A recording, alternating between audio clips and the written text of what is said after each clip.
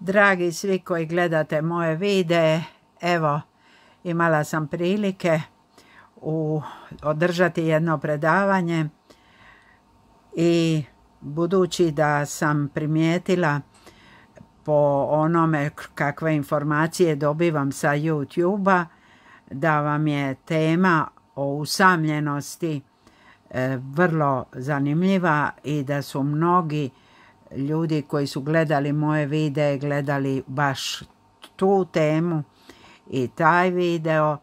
Evo, ja sam mislila da bi možda mogla o toj temi još reći poneku riječ.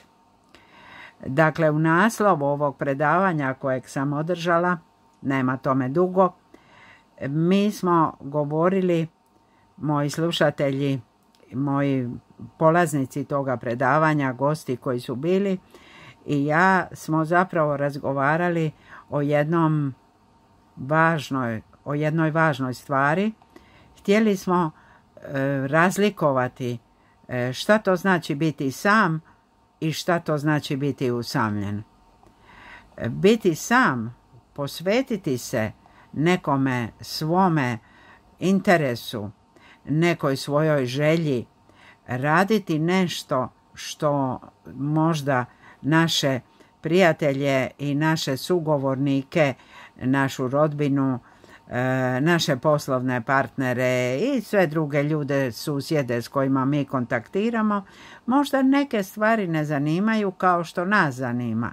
I onda kad se mi osamimo i posvetimo baš toj svojoj temi koja nam je draga, tom svom poslu, tom svom hobiju, toj svojoj knjizi, toj svojoj glazbi, tom razmišljanju, možda ćete uzeti papir i olovku kako se to nekad radilo na starinski način pa napisati 3-4 rečenice.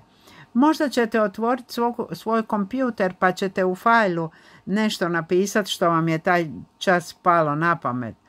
Možda ćete pustiti neku glazbu koja će vas odvesti u neko vrijeme, u neke situacije za koje se volite rado sjetiti. Takve situacije u kojima ste sami, a sami sa sobom, ali ne potpuno sami, nego u toj svojoj aktivnosti dovodite sebe u kontakt sa onom situacijom u kojoj ste bili, koju ste sad situaciju prizvali i u kojoj dodatno uživate. Dakle, biti sam sa svojim sjećanjima, sa svojim bogatstvom, sa svojim asocijacijama, sa onim što imamo, mislim na emocionalno bogatstvo, nije biti sam, nego biti sa divnim, lijepim trenucima svojega života. Eto, htjela sam vas na to podsjetiti u ovom mom videu i naravno, uvijek vas podsjećam, možda sam vam i dosadila s time, kliknite subscribe. Znate da mi koji snimamo na YouTube-u volimo vidjeti te brojke.